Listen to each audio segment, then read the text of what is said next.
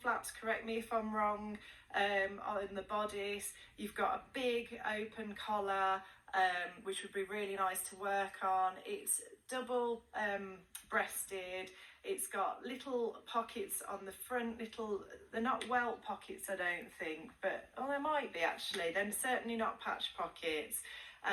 Let's have a look at the details on the back. There's a yoke across the back with a seam down the bottom bodice pieces.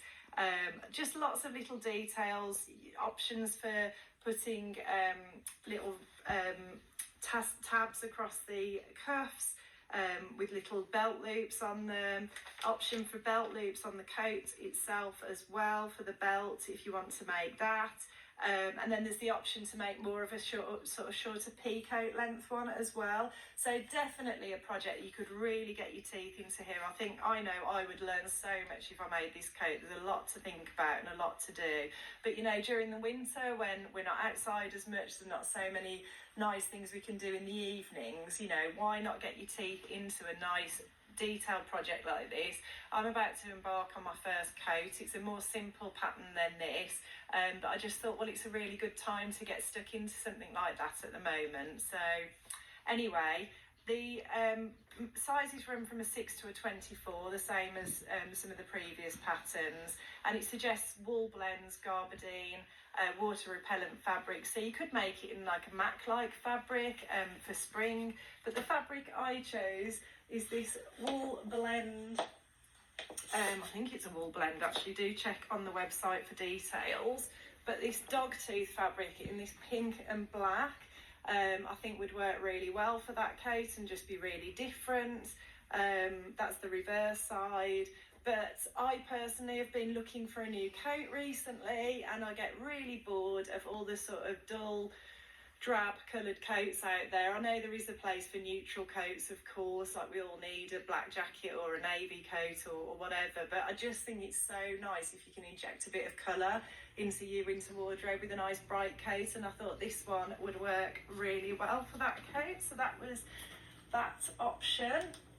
And then the next pattern I wanted to share with you, again, a really cute preppy look. I really like this one. It's 8247. It's a cardigan actually with 3 different length options, it looks like. So you've got a cute cropped length, which doesn't look overly cropped. I really like cropped things with high-waisted trousers and high-waisted jeans, so that's the view I would go for. But then there's also a view which is a little bit longer and looks like it would sit more on the hip. And then there's a view that's even longer, and I don't know if that's supposed to be a dress. No, it's still a cardigan, but it's a much longer cardigan. It looks like it'd probably come down onto the high thigh. Again, it's got a button band that's visible and external to the actual bodice pieces. It's a button down V-neck. You've got options to embellish around the collar. Not around the collar, there isn't a collar, but you've got options in the pattern, built into the pattern, to embellish if you want to, like they have done on the packet front. It's got options for a voluminous sleeve into a cuff again, which is obviously very, very popular right now. I think this cardigan I'm wearing now, which is a ready to wear, has got that. Or there's options for a straight sleeve as well. So just a really good sort of classic cardigan, but you can make it look quite different. There's 3 quite different looks there. And the fabric I chose, I would definitely go for the crop version. That would be my preference. And I love this forest green, super soft rib knit fabric, which is also available in a taupe colour. I think that would work really well. And then finally, I love this pattern as well. This is a really cute skirt, 8248. On the pattern packet, I think the styling's great. They've nailed it. So there's options for 3 different lengths with this skirt. A short skirt, sort of a mini skirt, a knee length, and then a midi skirt. And it's got a waistband with a side zip. It's pleated, but I really personally like the midi length with the chunky knit and the knee-high boots. I just love that look. I love a heeled knee-high boot with a midi length skirt or dress. I just think it looks so sophisticated but dressed down at the same time and kind of easy to wear. So again, this one comes in a 6 to a 24, and the suggested fabrics are cotton blends, gabardine, crepes or sateen.